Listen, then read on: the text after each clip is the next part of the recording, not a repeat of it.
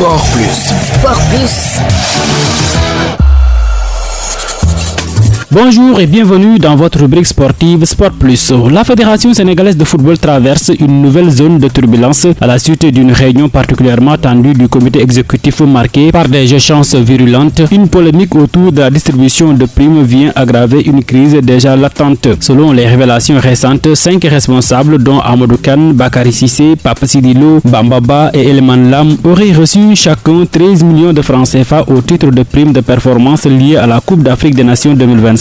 Ces montants issus notamment des victoires et de nul contre la RDC auraient été distribués sans validation préalable du COMEX en violation des procédures habituelles. La contestation ne s'arrête pas là. D'autres dirigeants dont Abdoulaye Fall, Babacar Ndiaye, Cheikh Seck, Abdoulaye Seydou Sow et Kosso Diani sont également pointés du doigt. Certains auraient cumulé des primes avec des bonus exceptionnels offerts par le président Bassirou Diomaye Faye après le sacre des Lions atteignant jusqu'à 63 millions de francs CFA par personne. Face à cette situation, un groupe de contestataires surnommé le groupe des 16 dénonce une rupture avec les pratiques de gouvernance antérieures. Sous la présidence de Maître Augustin Senghor, les primes étaient, selon eux, validées par le COMEX et réparties de manière plus équitable. Les frondeurs pointent désormais l'existence d'un cercle privilégié bénéficiant d'avantages financiers et logistiques jugés injustifiés. C'est un combat de principe, affirme l'un d'eux, insistant sur la transparence et le respect des règles de la gestion des fonds de la fédération. Dans un climat de défiance croissante, le groupe des 16 exige désormais des éclaircissements sur la gestion des ressources financières. À l'issue de la fenêtre internationale d'avril 2026, les Lions du Sénégal gagnent une place au classement mondial et occupent désormais la 80e position. Sur le plan continental, elle se classe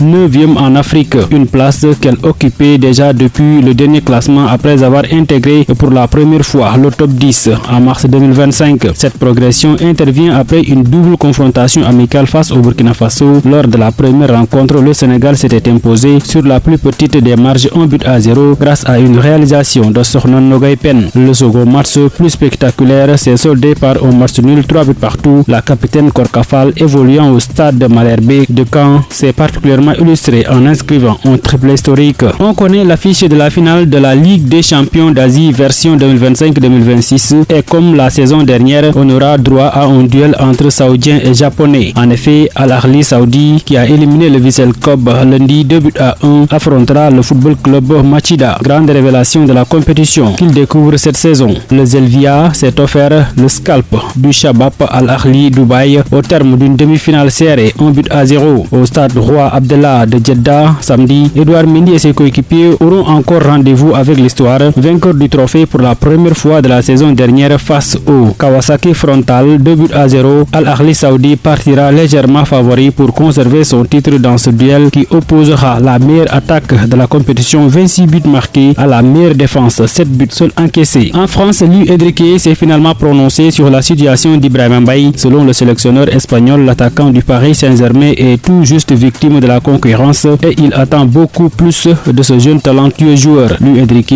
que je propose d'écouter. Chaque minute que tu peux jouer au Paris Saint-Germain doit être spécial. Je n'ai aucun regret sur eBay, mais chaque minute que tu joues au Paris Saint-Germain, il faut être prêt. Et il a été prêt, mais j'espère beaucoup de plus de tous les joueurs. C'est simplement la concurrence. Un joueur doit rester dehors de l'équipe. Ce que je voudrais et ce que je veux, c'est chaque minute que tu as l'opportunité de jouer au Parc de Princes ou à l'extérieur, profiter de cette minute. Nous terminons en athlétisme. Salissar a procédé mardi à la présentation de sa médaille de bronze remportée au championnat du monde en salle 2026 en Pologne. Des discours de remerciement et d'engagement ont marqué la cérémonie dédiée à la triple sauteuse qui affirme son ambition de remporter une médaille olympique à Los Angeles en 2026. Cette cérémonie, ça m'a beaucoup marqué d'être là, présenter la médaille et vraiment ça m'a fait beaucoup de bien. Et à chaque fois je suis le produit d'Amadou Gueye, qui est un papa qui a toujours veillé sur moi, sur mon avenir et jusqu'à présent.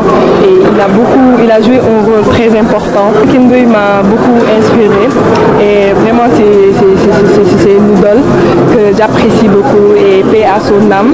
Et vraiment je veux être bien sûr, et battre son record et vraiment faire un exploit. Un sport individuel qui demande beaucoup de soutien et vraiment il a été à l'écoute. Voilà, il nous a fait des promesses et voilà, et on reste à l'écoute. Effectivement, et voilà, on l'a promis une médaille et voilà, avec un accompagnement bien sûr. C'est tout pour aujourd'hui dans Sport Plus. Merci de l'avoir suivi. Rendez-vous demain pour un autre